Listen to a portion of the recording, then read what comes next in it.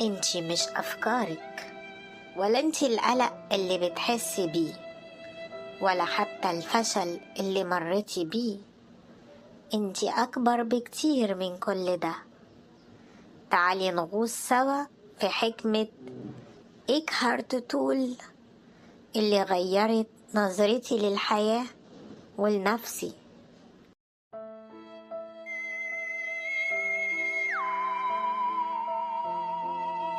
عارفة ليه بنحس دايما إننا شايلين حمل تقيل؟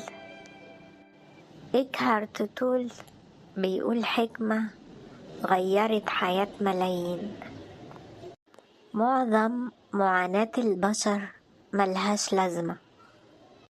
احنا بنعذب نفسنا بالندم على ماضي فات ومش هيرجع، أو بالقلق من مستقبل لسه ما جاش وممكن أصلا ما يكونش زي ما احنا خايفين.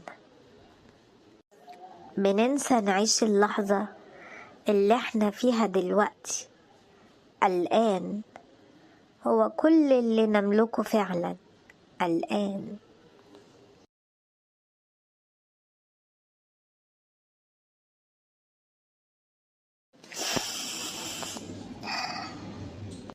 تول بيقول لنا سر خطير: انت مش عقلك.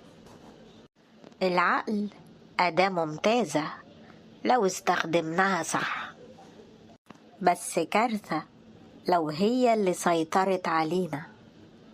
لما تلاقي فكرة سلبية بتطاردك ما تقاوميهاش، بس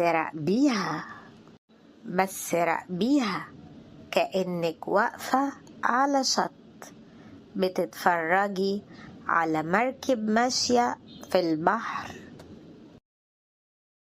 قولي لنفسك دي فكرة قلق، أنا شايفاكي بس أنا مش انتي.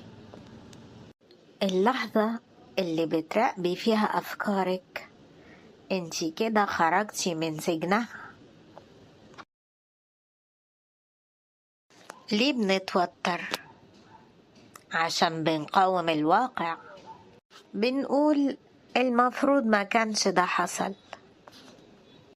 إيكهارت بيقول اقبلي اللحظة كأنك انتي اللي اخترتيها.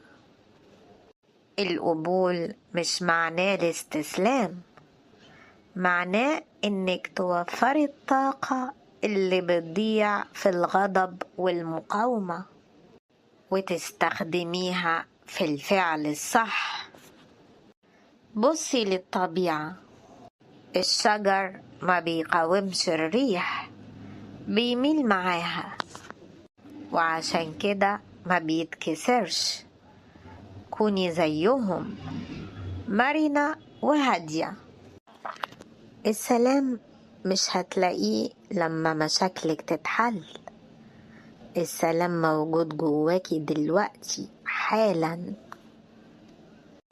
تحت طبقة الأفكار والوشوشة الكتير. لما تسكتي عقلك شوية هتكتشفي إنك أغلى وأكبر بكتير من أي ظرف بتمري بيه. نصيحتي ليكي النهاردة من وحي كلام تول: ركزي في الخطوة اللي بتاخديها دلوقتي،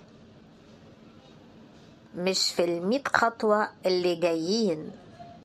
عيشي الآن، لأن الآن هو المكان الوحيد اللي فيه الحياة.